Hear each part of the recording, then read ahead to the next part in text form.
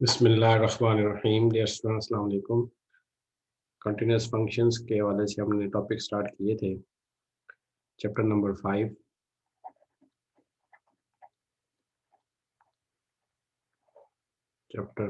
हमने स्टार्ट किया था, जो कि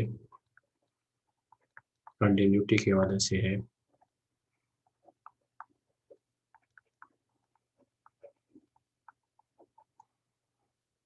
इसमें हम सेक्शन, मैं थोड़ा सा रिकॉल करा रहा हूँ कि हमने कौन कौन चीज़ें कर ली अब तक।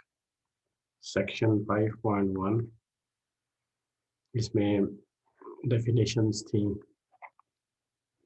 5.1.1 जो कि कंटिन्यूअस फंक्शन की डेफिनेशन है। एट ए पॉइंट, ये की हमने। फिर नेबरहुड से इसे रिलेट किया, जो थ्योरम हमारे पास है 5.1.2। या स्टेटमेंट हमने इसकी की थी और साथ एक रिमार्क इसके थे, तो वो किए थे। रिमार्क्स 1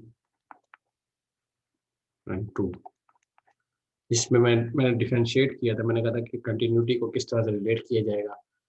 रिमार्क 1 में क्लस्टर पॉइंट की डेफिनेशन से रिलेट किया गया था, और अगर हमारे पास आइसोलेटेड पॉइंट है, वो रिमार्क 2 में बताया गया कि उसके हवाले से किस तरह से कंटिन्यूटी चेक की जाएगी।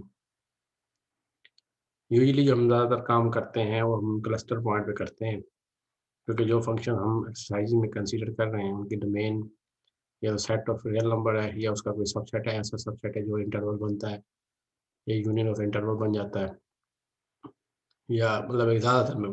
क्योंकि इसके अलावा हमने और भी कुछ देखी हैं एग्जांपल, जिसके अंदर डिस्क्रीट भी हैं sets as a domain.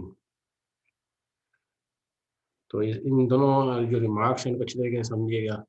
Statement इसकी देखिएगा कि किस तरह से रिलेट किया गया है नेबरहुड्स को। ये डेफिनेशन है, एट ए पॉइंट भी है, और एज ए होल पूरे एक फंक्शन को कब कंटिन्यूस कहेंगे कि अगर आपके पास एक फंक्शन है जो कि सबसेट है ए आर का, रियल लाइन का सबसेट है, वो आर पे आर रियल वैल्यूड फंक्शन में हम काम कर रहे हैं, वो इसकी कंटिन्यूटी के बारे में देख रहे हैं। अगर तो ए के अंदर क्लस्टर पॉइंट्स हैं, तो क्लस्टर पॉइंट में डेफिनेशन अप्लाई करते हुए फिर हमें लिमिटिंग बिहेवियर उसका चेक करना है कि क्या वो इक्वल है एफ ऑफ सी के।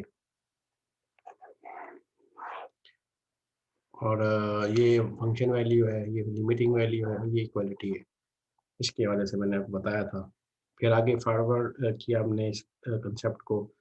5.13 जो है सीक्वेंशियल क्राइटेरिया आपने किया।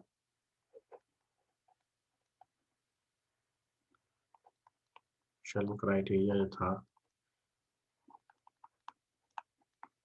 क्राइटेरियन और कंटिन्यूटी,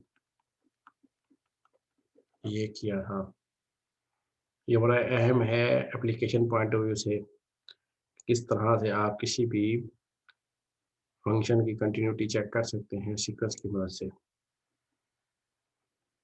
इससे जो मिलता जुलता जो कंसेप्ट था, वो सीक्वेंसेस वो हमने लिमिट के अंदर भी किया था। तो दोनों में फ़र्क है। अगर आपसे लिमिट में क्या कहा जाएगा तो लिमिट के हवाले से बताएंगे, अगर कंटिन्यूटी वाले हिसाब से पूछा जाएगा तो ऑब्वियसली कंटिन्यूटी लिखा होगा इसमें। फिर डिसकंटिन्यूटी क्राइटेरिया है 5 और 1.4। तो किसी भी फंक्शन को चेक करना है वो डिसकंटिन्यूस पॉइंट है, उसके लिए क्या मेथड अडॉप्ट करेंगे।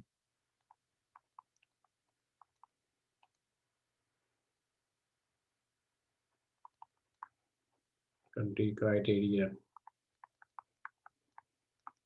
इनकी स्टेटमेंट्स हैं। ठीक हो गया जी। इनकी स्टेटमेंट्स करनी है। स्टेटमेंट्स को करने का मकसद ये है कि आप इसको अप्लाई करना आपको आना चाहिए।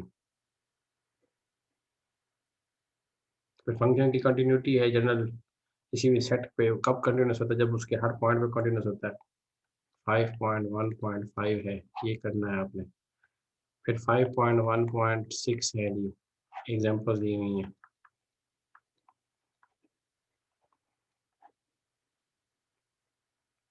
ए टू एफ,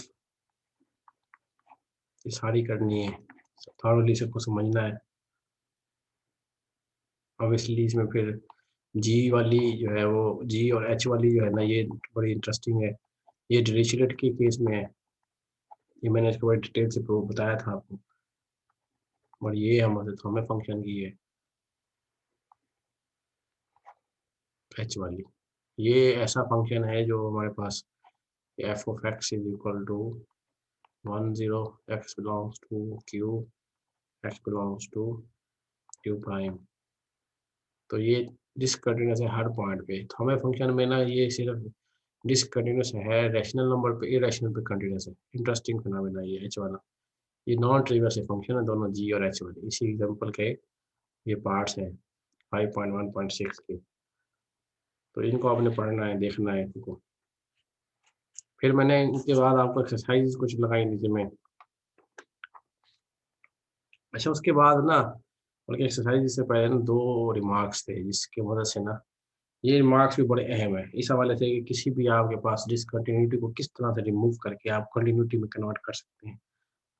5.1.7 रिमार्क्स है जी 2 इसमें ए एंड बी। कुछ इस ए में बताया जाता है कि किस तरह से आप कंटिन्यूटी को जहाँ पे एक पॉइंट में डिसकंटिन्यूस है और लिमिट एग्जिस्ट करती है तो किस तरह से हम उससे एक ना कंटिन्यूस एक्सटेंशन बना सकते हैं। बी में हम बता सकते हैं कि अगर किसी क्लस्टर पॉइंट पे अगर लिमिट एग्जिस्ट नहीं करती तो फिर हम उसकी ना कंटिन्यूस एक्सटेंशन नहीं कर सकते, पॉसिबल ही नहीं है।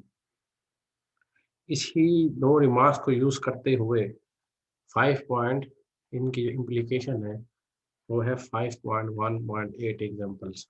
2 एग्जांपल्स दी गई हैं और बड़ी इंटरेस्टिंग एग्जांपल एक्सेल काउंटर एग्जांपल के तौर पे ली जाती हैं। ए में हमारे पास फंक्शन लिया गया g of x is equal to example के 2 पार्ट्स हैं ए एंड बी। 5.1.8 के जी ऑफ एक्स में लिया गया है sine 1 over x is non zero. तो इसमें ना हमारे पास ये ना एक्चुअली रिलेट करता है रिमार्क के बी पार्ट से। ये जो ए है ना ये बी से रिलेट करता है। और जो बी वाली एग्जांपल है इसमें f of x is equal to लिया गया था x into sine x, sine 1 over x. देखिए इस 1 ओवर साइन 1 ओवर एक्स के साथ ना एक एक छोटा सा फैक्टर को मल्टीप्लाई करने से कितना इफेक्ट आए कि वो फंक्शन है ना इस फंक्शन की कंटिन्यूस एक्सटेंशन मुमकिन हो सकती है बाय यूजिंग रिमार्क के। उसके लिए डायग्राम भी बनाई गई है पेज नंबर, इसकी जो डायग्राम है पेज 129 पे दी गई है कि जीरो के करीब आके ना बड़ी तेजी से वो जीरो की तरफ कन्वर्ज करता है, लिमिट एग्जिस्ट करती है इस केस में। तो इसलिए इसके कॉरस्पॉन्डिंग एक नया फंक्शन बनाया गया कैपिटल एफ, जहाँ पे लिमिट एग्जिस्ट करे ना उसकी वैल्यू ले ली जाए जीरो साइन 1 और x equal to zero, x is not equal to zero. इस तरह से हम इस चीज़ को कर सकते हैं। इसके बाद एक्सरसाइजेस थी सेक्शन 5.1 की पेज नंबर 129 पे। इसको भी मैंने बताया था कि कौन कौन सी इसमें से करनी है।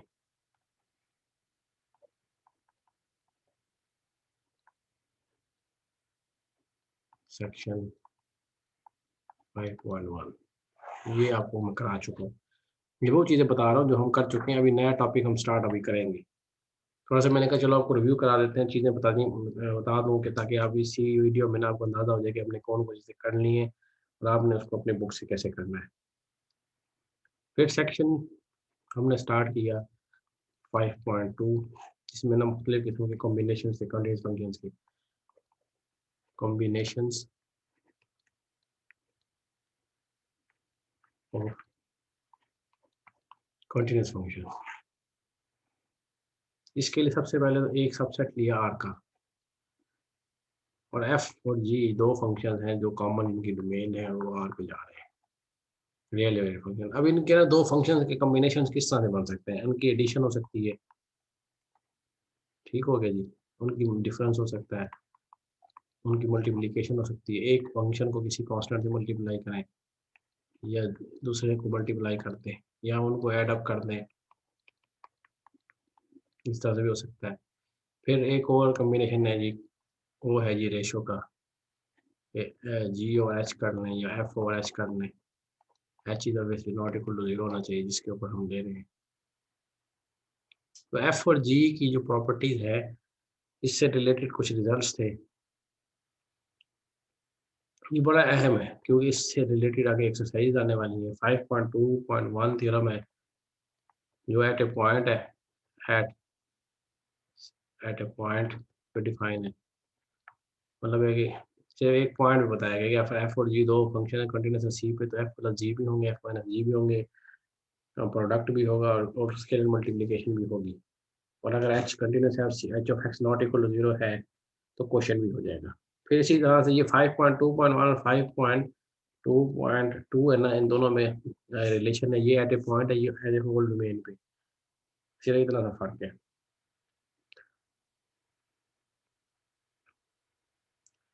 ये दोनों थ्योरम है आपने करने हैं, इनके इनको प्रूफ भी करने हैं, फिर प्रूफ करना है, इतना मुश्किल नहीं है। दोनों थ्योरम है फिर तो इसका तो प्रूफ दिया भी गया है, ठीक हो गया ना, ये करने हैं। फिर इन्हीं दोनों थ्योरम की एप्लीकेशन है इन एग्जांपल में दी गई है, किस तरह से इसे अप्लाई किया जाए। इसके बाद एक रिमार्क है, वैसे ये इंटरेस्टिंग सा रिमार्क, इसे पढ़ लीजिएगा, पेज नंबर इन दोनों रिजल्ट्स के बाद है, एग्जाम्पल से पहले पेज 131 रिमार्क दिया गया है जिसमें ना क्वेश्चन के हवाले से बताया गया है किस तरह से एक नया सेट बना के हम उसको ना डिफाइन करा सकते हैं एक नए अंदाज में। तो ये रीडिंग है आपकी, ठीक हो गया ना, ये रीडिंग करनी है इसकी। एग्जाम्पल है जी, एग्जाम्पल के अंदर हमारे पास तकरीबन ए से ई तक पार्ट्स हैं, ये मैंने एक्सप्लेन किए हुए हैं सारे वीडियो में, ए से ई तक। तो ये आपने करना है इसको, और इसको अगर आप समझ जाएं, इन इस एग्जाम्पल को अच्छी तरीके से समझ लें क्योंकि ये हेल्प करेंगे एक्सरसाइज के अंदर। फिर इसके बाद दो रिजल्ट्स हैं जो मैंने असाइन किए, मैंने कहा ये आपने खुद करने हैं। थ्योरम 5.2.4 है कि अगर एफ कंटिन्यूस है, एफ और एफ प्राइम एफ मॉड में ना एक रिलेशन बताया गया है कि एफ की कंटिन्यूटी इम्प्लाइज करती है अगर एफ कंटिन्यूस है, एफ इज कंटिन्यूस। एक मिनट थोड़ा सा ब्रीफ कर देता हूँ।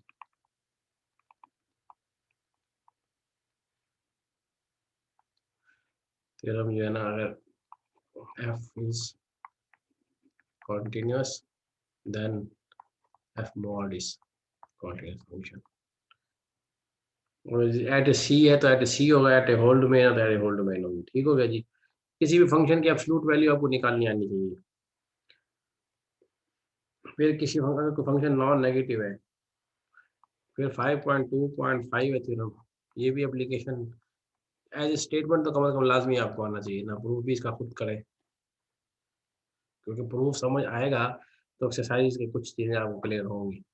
F of x greater than 0 है और ये साथ इस कॉन्टिन्यूस है, तो इसका जो स्क्वायर रूट है ना एफ का वो एग्जिस्ट करेगा, वो भी कॉन्टिन्यूस होगा। ये है जी कुछ चीज़ें।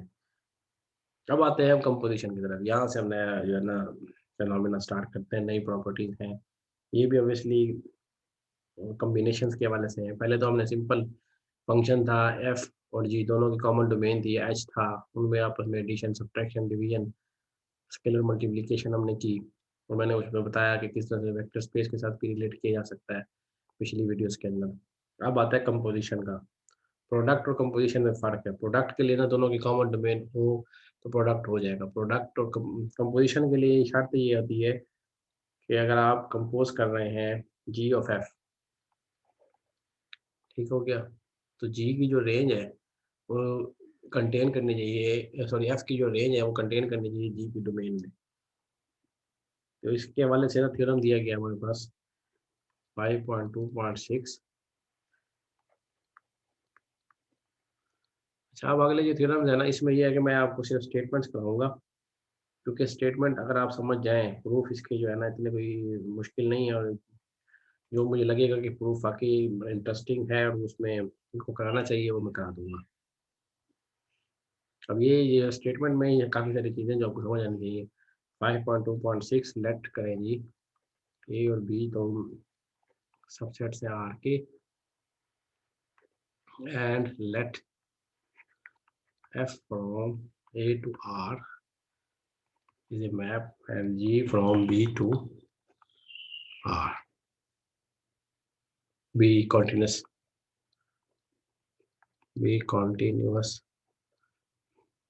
such that continuous function obviously है हमारे पास, ये भी लिख दें। साथ ये पता है कि एफ ऑफ ए है ना, उसकी एफ ऑफ ए का मतलब है ए जितना भी है ना उसका इमेज आ रहा है ये रेंज के अंदर कंटेन इन बी, ये गिवन है सारा, लेट किया गया यहाँ तक। अब आगे कहते हैं एफ इज कंटिन्यूस। अच्छा कंटिन्यूटी इसमें सपोज नहीं की गई थी, सिर्फ दो फंक्शन लिए गए थे, कंटिन्यूटी यहाँ पे नहीं है। कंटिन्यूटी यहाँ पे आप सपोज करते हैं if F is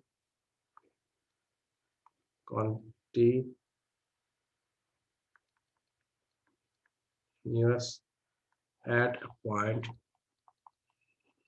C which is element of A and G is continuous at which is image of C belongs to B, then the composition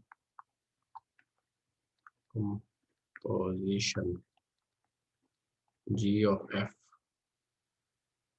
which is from A to R is continuous at C.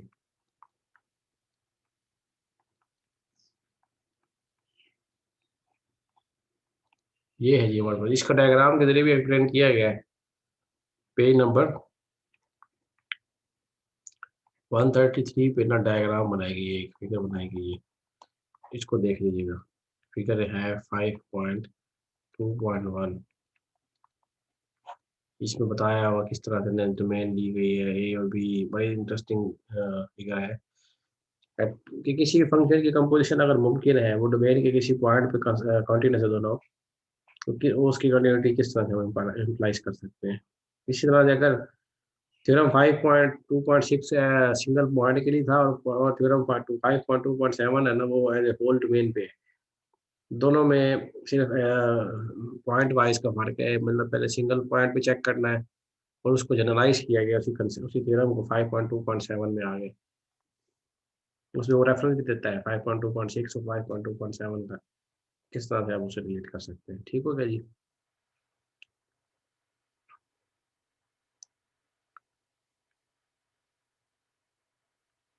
फिर example दी गई है एक 5.2.8, इसको ना composition function से explain किया है। Number A, इसमें तीन टोटल पार्ट्स हैं इसके कि g1 ऑफ x हमने लिया है मॉड ऑफ x। अब मॉड ऑफ x का ग्राफ हमें पता है किस तरह से होता है, ये मॉड ऑफ x का ग्राफ है। ठीक होगा ना, 1 पे 1 वैल्यू लेता है, तो उसकी डेफिनेशन मॉड ऑफ x की फंक्शन की डेफिनेशन होती है x greater than equal to 0 minus x if x is negative. तो ओवरऑल इसकी रेंज होती है g1 की जो डोमेन है, डोमेन ऑफ g1 है ना जो वो r है, जो रेंज है g1 की वो है 0 इन्फिनिटी। ये इन्फॉर्मेशन आपको बतानी चाहिए।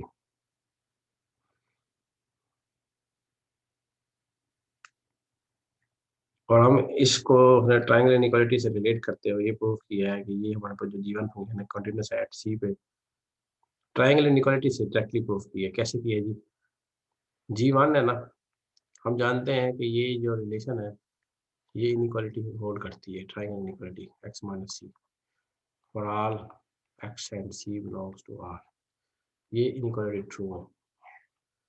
तो जब आप डेल्टा वाले पार्ट को एप्सिलॉन वाले पार्ट से ऊपर अबव कर दें, वहाँ पे आप कह दें कि हमारे पास दोनों के रिलेशन यही है, डेल्टा एप्सिलॉन के इक्वल है, तो वहाँ से प्रूफ हो जाएगा कि ये कंटिन्यूस मैप है।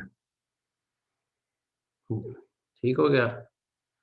अच्छा, हमारे पास यहाँ से हमने ये प्रूव कर दिया कि एब्सोल्यूट वैल्यू है ना, एब्सोल्यूट वैल्यू फंक्शन है ना, ये कॉन्टिन्यूअस मैप है। इसको आगे एक्सटेंड करता है कि अगर कोई आर्बिट्रेरी फंक्शन है एफ, जिसकी डोमेन ए है, और वो जो है ना हमारे पास g1 ऑफ एफ लेते हैं, मतलब ये तो प्रीवियस पार्ट था ना। अगर कोई एक मैप है जी एफ, जो कि ए से आर पे है, एनी फंक्शन लिया हुआ,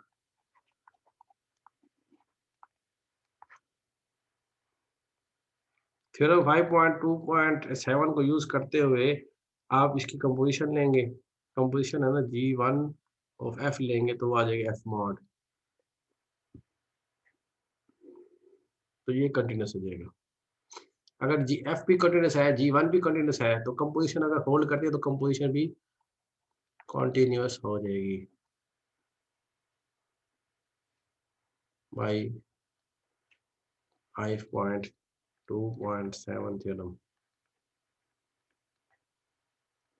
It implies that this world, ये 5.2.7 की एप्लीकेशन थी। फिर अगर हमारे पास स्क्वायर रूट को यूज करते हुए, स्क्वायर रूट भी अक्सर यूज होता है, स्क्वायर रूट वाले थ्योरम 5.2.5, 5.2.4, 5.2.7 इनको ना यूज किया गया। ये जो आगे ये एग्जांपल है ना 5.2.8 के ए बी पार्ट्स, फिर इसी तरह से सी पार्ट, उसमें ना हमारे पास 5.2.7 की एप्लीकेशन दी गई है। इस तरह से आप इसको आपने करना है मुकम्मल, जिसमें g of x is equal to sin 1 over x। C is very interesting। सी को आप देखेंगे ना, उसमें आपको अंदाजा हो जाएगा किस तरह से आपने लेके चलना है। तो 5.2.8 के A B and C parts ये करने कंप्लीट करे थे।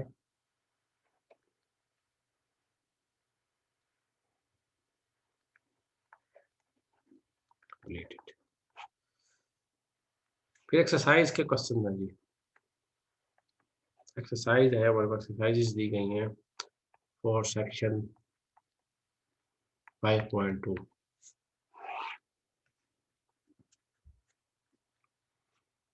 ये हमारे पास टोटल हमारे पास 15 एक्सरसाइज हैं जो आपने करनी है।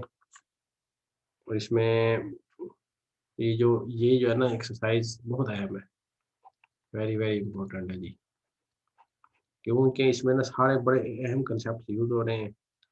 खासकर इसकी जो एक्सरसाइज है ना हमारे पास 12, 13, 14 और 15, और जिसमें कुछ क्वेश्चन किए गए हैं,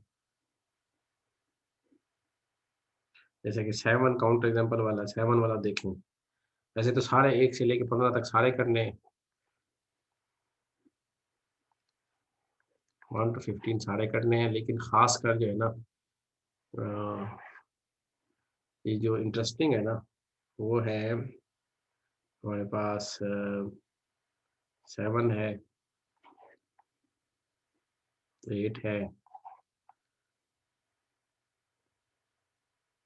बेसिकली 7 to जो 15 है ना, ये इंटरेस्टिंग है, क्योंकि इसमें थोड़ा सा ना सोचने वाला है कि किस तरह से। बाकी पिछली जो थी ना वो कैलकुलेशन टाइप की हैं, न्यूमेरिकल्स टाइप की हैं, इसमें ना थोड़ा सा सोचना है हमने। और इसके आंसर है ना बेसिकली जो 7 है ना, इसके बहुत सारे आंसर हो सकते हैं। ये तो एक आपने काउंटर एग्जांपल देनी है ना। ये 7 में कहता है give an example of function f from 0 1 to, ऐसा फंक्शन बताएं जो 0 1 से आर पे जाए, ठीक है जी, that is discontinuous at every point of this domain, but the absolute value is continuous। ये फंक्शन डिसकंटिन्यूस हो लेकिन एफ की एब्सोल्यूट वैल्यू ये डिसकंटिन्यूस फंक्शन हो, और ये इम्प्लाइज करे कि ये काउंटर एग्जांपल है जी। काउंटर एग्जांपल देनी है आपने, कोई ऐसा फंक्शन फाइंड करना है जो 0 1 से आर पे जाए, डिसकंटिन्यूस फंक्शन हो, उसकी एब्सोल्यूट वैल्यू जो है ना वो कंटिन्यूस फंक्शन हो, कंटिन्यूस फंक्शन बन जाए। ठीक हो गया जी। 7 इसलिए इंटरेस्टिंग है। फिर 8 है, जिसमें कहता है कि रैशनल पॉइंट पे दो फंक्शन हमने ली, दोनों इक्वल है। क्या हम कह सकेंगे कि वो हमारे पास बाकी वैल्यूज पे भी इक्वल होंगे? ये रैशनल जो बचे हैं, अगर नहीं तो फिर काउंटर एग्जांपल देनी पड़ेगी। फिर 9 में हमारे पास एक फंक्शन बताया कि जो कि किसी खास टाइप की एक पॉइंट्स है इनके लिए 0 होता है, तो प्रूफ करना है कि ये ओवरऑल 0 है बस, और कॉन्टिन्यूअस भी है। कंटिन्यूटी को इस कंडीशन को मिलाते हुए ना प्रूफ करना है कि एच इज एक्चुअली 0 मैप। फिर नेबरहुड से रिलेट करता है क्वेश्चन नंबर 10 और 11 जो है ना, इसमें 2 फंक्शंस दिए गए हैं, दोनों के दरमियान में इनइक्वालिटी है कि अगर एक सेट बनाया गया है, इसमें एफ बड़ा है जी से, और आपने ये गिवन है कि अगर एस एन एक सीक्वेंस है जो कंटेन करती है एस में, तो इसकी लिमिट भी एस में होगी, कैपिटल एस में होगी। फिर 12 और 13 है ना, ये थोड़ा सा इसको अगर हम 13 और 12 है ना रिलेट करते हैं खास टाइप की चीज़ से, कि ये हमारे पास ना लिनियरिटी टाइप की चीज़ है, लीनियर फंक्शन की टाइप में चला जाता है, एडिटिव फंक्शंस। 12 और 13 इसलिए है मैं, क्योंकि शुरू में मैंने यही बता रहा था कि 12 और 13 इंटरेस्टिंग है, क्योंकि ये लीनियर अलजेब्रा से 12, 13 और 14 है, लीनियर अलजेब्रा से रिलेट करते हैं। और 15 जो है ना, वो सुप्रीमो की मदद से दो एक फंक्शन बनाया गया है, और आपने बताना है कि जो एच है ना, उसको हम रीराइट कर सकते हैं दूसरी फॉर्म में, और यहाँ से ये प्रूफ करना है कि एच कॉन्टिन्यूअस भी है। 2 पार्ट्स हैं 15 के। तो ये कुछ एक्सरसाइज इसके वाले साथ। अब हम चलते हैं जी सेक्शन नंबर 5.3 पे, जो कि कंटिन्यूटी की एक और एप्लीकेशन की तरफ जाएगा। पहले हमने ना मुख्तलिफ किस्म के इसकी कंपोजिशंस देखी कंटीन्यूअस फंक्शंस की। अब मज़ीद प्रॉपर्टीज़ देखना चाह रहे हैं कि कंटीन्यूअस फंक्शन की ना क्या मज़ीद प्रॉपर्टीज़ हो सकती हैं। तो इसका टॉपिक है continuity, continuous functions, functions on interval, on intervals. इस सेक्शन की जो ख़ासियत ये है, पहले जो फंक्शन आपने 5.1, 5.2 में किए ना, वो आर्बिट्रेरी ए सबसेट लिया था आर का। उधर मेंशन नहीं था कि ए क्या है। अब इस सेक्शन में ना हमारे पास ए जो होगा ना, ख़ास एक इंटरवल होगा ए टू बी, ओपन भी हो सकता है, क्लोज़ भी हो सकता है। इंटरवल होगा बस, मतलब डोमेन जिसकी इंटरवल होगी, वो फंक्शन हम कंसीडर करने हैं जो इंटरवल से डिफाइन होंगे। मतलब इस खास इस पूरे सेक्शन में जो ज़्यादा फोकस रहेगा वो इंटरवल्स पे रहेगा, इसकी अहम बात है। दूसरा ये है कि इंटरवल पे ना जो फंक्शन कंटीन्यूअस होते हैं ना, उनकी खास जो है ना हमें प्रॉपर्टीज़ मिलती हैं, वो हमने देखनी है। उन प्रॉपर्टीज़ को पढ़ने से पहले ना हमें पहले ये पता होना चाहिए कि इंटरवल्स होते क्या हैं। इंटरवल्स का जो टॉपिक था ना, वो पहले दूसरे चैप्टर में था, और मैंने बताया था कि इंटरवल्स भी सबसेट होते हैं आर के, रियल नंबर्स के। उनकी डेफिनेशन होती है कि ऐसे रियल नंबर्स 2 फिक्स पॉइंट्स लिए हैं, एंड पॉइंट्स कहलाते हैं, जो इन 2 नंबरों के बिल्कुल दरमियान तमाम के तमाम पॉइंट हैं, क्लोज़ इंटरवल कहलाता है। इसी तरह से अगर ओपन इंटरवल है, तो तमाम रियल नंबर्स जो कि इसमें ना ये ए और बी शामिल नहीं होंगे, जब ओपन पैरेंथेसिस ली गई है, ये क्लोज़ ये बड़ी वाली ली गई है, इस पे आपने ख्याल रखना है इसका, ठीक हो गया? तो ज़्यादातर ये नोटेशन यूज़ होती है। सेमी ओपन, सेमी क्लोज़ भी होते हैं, मतलब एक साइड से क्लोज़्ड हो, दूसरी साइड से ओपन हो। तो उसके लिए फिर क्या होगा? ऐसे रियल नंबर्स होंगे जिसमें ए पे तो इक्वालिटी आएगी, लेकिन बी वाली साइड पे इनइक्वालिटी नहीं आएगी, इक्वालिटी नहीं आएगी।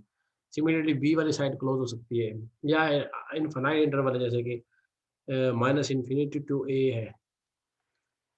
ये कौन से इंटरवल्स हैं? ऐसे रियल नंबर्स हैं जो माइनस इन्फिनिटी से शुरू होते हैं और ये ए तक आते हैं, और ये शामिल है इसमें। फिर माइनस इन्फिनिटी टू इन्फिनिटी वाला famous minus infinity to infinity actually real line पूरी की पूरी इसकी ये नोटे इसको ये भी कहते हैं कि रियल नंबर्स है, वो भी इंटरवल ही है। जो माइनस इन्फिनिटी से होता है इन्फिनिटी पे आता है, लेकिन इन्फिनिटी और माइनस इन्फिनिटी इसमें शामिल नहीं होते। ये इंटरवल्स के हवाले से कुछ चीज़ें थी। अब एक कंसेप्ट है बाउंडेड फंक्शन का, इससे पहले भी किया हुआ है। बाउंडेड फंक्शन कौन से होते हैं? बाउंडेड फंक्शन, तो राइटिंग का जो पेन है मसला कर रहे हैं आप, इसको थोड़ा सा इसको एडजस्ट कर लीजिएगा, चीज़ों को मिला देता है। कि मैं काटता नहीं होता इसको, ये खुद ही जो है ना ऐसे ही हो जाता है। फंक्शन की डेफिनेशन है जी, 5.3.1 पेज है 134, ये जो हम डेफिनेशन देख रहे हैं। ये है डेफिनेशन, ठीक हो गया। बाउंडेड फंक्शन की डेफिनेशन है फंक्शन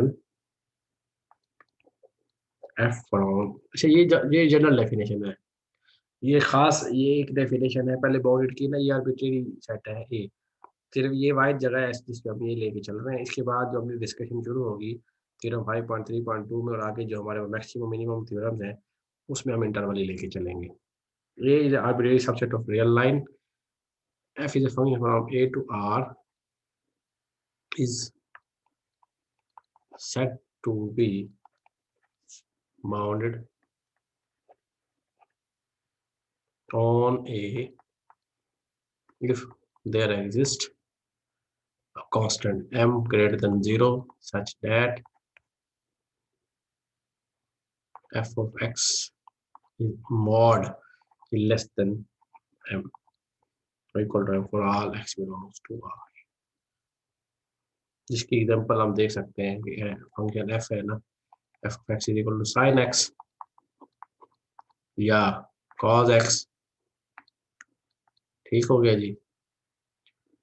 ये फंक्शन आप जानते हैं कि इनकी जो रेंज है ना वो हमारे पास फाइनाइट। ये जो बाउंडेड का कंसेप्ट है बाउंडेड फंक्शन का, आप इसको इससे भी रिलेट करें कि ऐसे फंक्शन जिनकी जो रेंज है वो बाउंडेड सेट हो रियल लाइन का। और अगर एक फंक्शन अनबाउंडेड कब होगा ये भी पता होना चाहिए। अगर एक फंक्शन अनबाउंडेड है तो उसकी पहचान क्या है। Obviously function f is not bounded on the set a if given any, कोई ऐसा नंबर मिले ही ना, हर नंबर के लिए there exist a point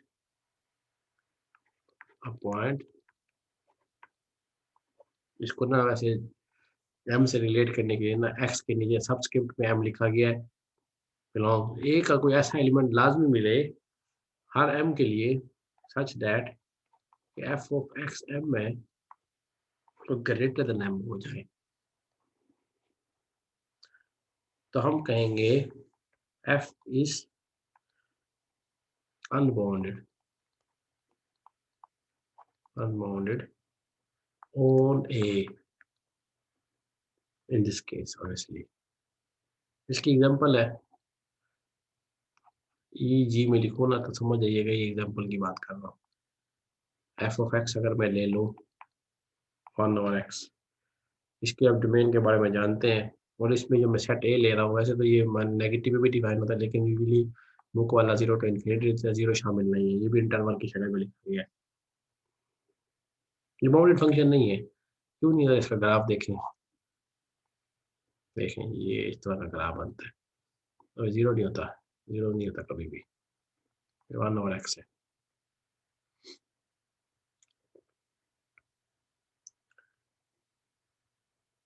it is not bounded on a, क्योंकि जब 0 के करीब करीब जाता है तो रेंज इन्फिनिटी पे चली जाती है।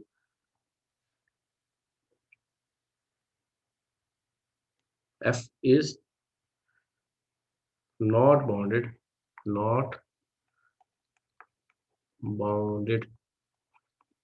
on a। अगर a के किसी एक पॉइंट पे भी वो ये वाली प्रॉपर्टी नहीं रखता ना, ये इस तरह की प्रॉपर्टी मिल जाए, तो हम कहेंगे कि वो हमारे पास अनबाउंडेड पूरी डोमेन पे। जैसे कंटिन्यूटी भी इसी तरह, कंटिन्यूटी और सेट की जब बात करते हैं तो ऑब्वियसली तमाम पॉइंट्स पे बात कहते हैं ना, तो तमाम पॉइंट पे वो कंटिन्यूटी इसी तरह से बाउंडेड रेसिपी है, तमाम पॉइंट्स पे होनी चाहिए, हर पॉइंट वो ना फाइनाइट रहे उसकी रेंज। लेकिन अब अगर ऐसा पॉइंट मिल रहा है जिस पे जाके वो इन्फिनिटी पे चला जाता है तो इसका मतलब है कि वो अनबाउंडेड है। ग्राफिकली आपको ऐसे जाहिर होगा कि वो इन्फिनिटी वैल्यू ले रहा है किसी खास डोमेन के पॉइंट पे। लेकिन अगर उसे आपने प्रूव करना है उसके लिए आपको एक पॉइंट चाहिए कि वो हमारे पास एफ ऑफ एक्स एम की जो वैल्यू है ना वो ग्रेटर देन एम हो जाए। ये उसने इसको एक्सप्लेन किया और पेज नंबर 134 पे लास्ट 3 लाइंस है, 134 लास्ट 3 लाइन्स। आगे भी है अगले पेज पे कुछ, ये पढ़िएगा तो आपको इससे अंदाज़ा हो जाएगा, कोई इतना मुश्किल नहीं है। फिर हमारे पास नेक्स्ट जो रिजल्ट है हमारे पास वो है बाउंडेडनेस थ्योरम 5.3.2। इसके अंदर हम सपोज करते हैं, लेट करते हैं इंटरवल को ना डिनोट किया गया आई से, I be a closed interval, लिखा भी हुआ be a closed bounded interval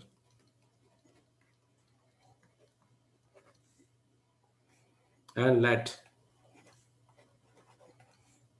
f from I to R be a continuous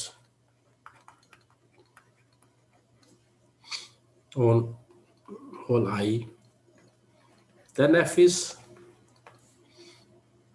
bounded on I। इससे पहले जो हमारे पास रिजल्ट्स थे ना उसमें इस तरह का कोई ऐसा क्राइटेरिया नहीं आया कि हम किसी कंटिन्यूस फंक्शन के बारे में श्योरली कह सकें कि वो बाउंडेड होगा। अगर किसी फंक्शन की डोमेन इंटरवल हो और वो आर में जा रहा हो, ये इस पे फोकस किया गया, ये आई आर्बिट्रेरी डोमेन नहीं है। अब ये इंटरवल है और इंटरवल भी आर्बिट्रेरी नहीं है, वो कहता है कि एक तो वो क्लोज हो और साथ वो बाउंडेड भी हो, बाउंडेड एंड क्लोज इंटरवल हो। जैसे कि पिछली एग्जांपल थी ना जो हमने भी, मैंने आपको कही, आपने खुद करनी है, जो लास्ट 3 लाइंस के बारे में बता रहा था, उसमें डोमेन इंटरवल है, ये भी इंटरवल ही है, लेकिन ये ना बाउंडेड नहीं है ना ही क्लोज्ड है, अनबाउंडेड इंटरवल है, 0 से इन्फिनिटी पे जा रहा है। बाउंडेड इंटरवल तो वो होता है जिसका सुप्रीमम इन्फीमम एग्जिस्ट करते हो, इसका तो सुप्रीमम एग्जिस्ट ही नहीं करता। दूसरा ये क्लोज भी नहीं है। तो थ्योरम की स्टेटमेंट कहती है कि वो क्लोज भी हो और बाउंडेड हो, फिर हम श्योरली कहेंगे कि वो फंक्शन बाउंडेड है। इसलिए जो f of x is equal to 1/x था जिसकी डोमेन ये थी, वो बाउंडेड नहीं है। ठीक है जी, ये इसकी अभी स्टेटमेंट मैंने आपको कराई है, इसका प्रूफ मैं कराऊंगा आपको नेक्स्ट लेक्चर में, इसको पढ़िएगा। मेरा ख्याल है काफ़ी सारा काम अब हो गया है, इसको आप पढ़ें, एक्सरसाइजेज भी हैं करने वाली, तो ये आप लोग कर लें। वैसे रेलिवेंट अगर किसी का कोई क्वेश्चन है, कोई कन्फ्यूजन है तो पूछ सकता है। यहीं पे इस लेक्चर का अख्ताम करते हैं, मतलब ख्याल रखिएगा। अल्लाह हाफिज़।